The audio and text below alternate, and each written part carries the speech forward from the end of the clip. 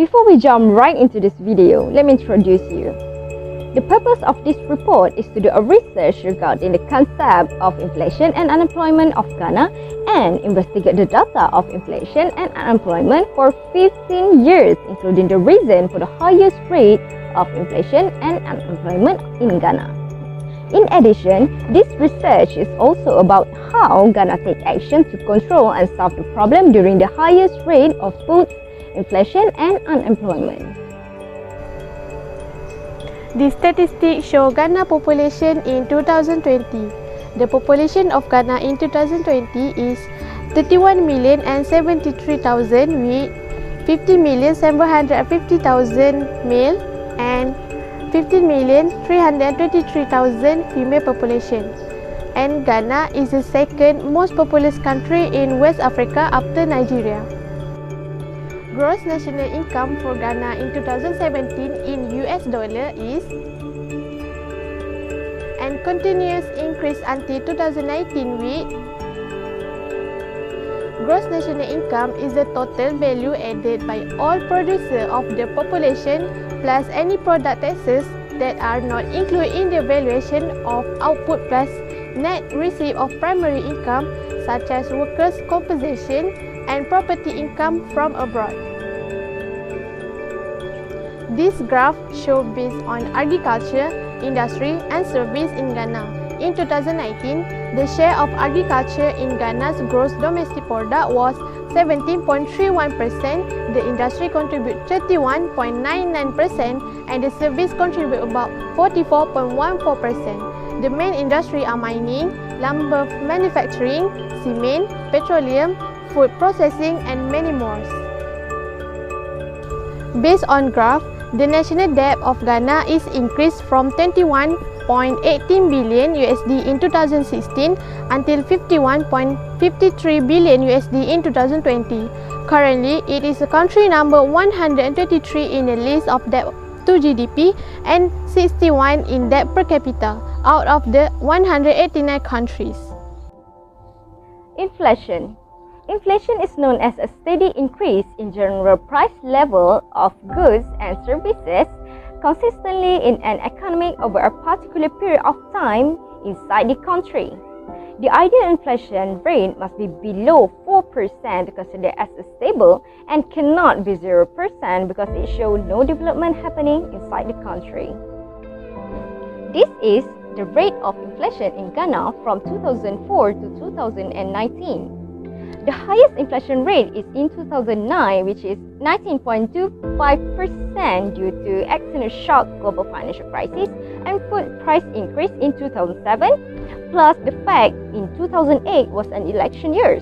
The downward inflation rate trend continued until a single digit until 2012, where the trend reversed. So, the monetary and fiscal policies to overcome the problem of inflation is the Bank of Ghana is Ghana's monetary authority responsible for monetary policy. In practice, the Fed primarily uses open market operations for this control. In structural reforms, a biometric smart card was introduced in 2009 to help solve the problem that only a small percentage of the population uses debit cards. To speed up the check clearing system, the Bank of Ghana in 2009 introduced the Check Line Clearing (CCC) in Accra with the check truncation system, and this was later extended to other parts of the country. Due to the inheritance of huge foreign exchange reserves from the colonial era, Ghana exercised practically no control over the foreign exchange market, which were in the hands of a few commercial banks. The exchange rate saw its maximum during 2009. It is skewed to the right. Ghana's financial system has experienced rapid growth during the past decade, which has transformed the financial markets. The rapid growth can be explained in part by the increase in prosperity in which Ghana's per capita income rose almost tenfold during the past decade. The fall in inflation and faster real growth, combined with improved fiscal balances and stable currency, permitted the Bank of Ghana to ease monetary policy and improve liquidity, contributed to lower lending interest rates.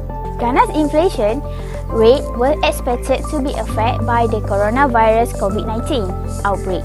The inflation rate was estimated at 8.5% for 2020 and 7.5% for 2021 before the outbreak of the virus. However, due to the pandemic, the country inflation estimate for 2020 and 2021 were 11.2% and 9.3% respectively under a baseline scenario.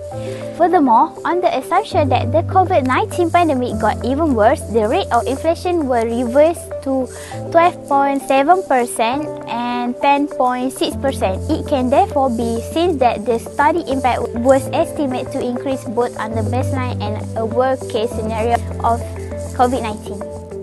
While unemployment is a person above a specified age not being in paid employment or self-employment but currently available for work during a reference period. This is the chart of unemployment rate in Ghana within 15 years. It shows the unemployment rate and the annual change between one year to another. As you can see, the highest rate was in 2015 with 6.81% of unemployment rate, which increased as much as 0.28% from the previous year. This is believed affected by the factors such as lack of education, which is the main.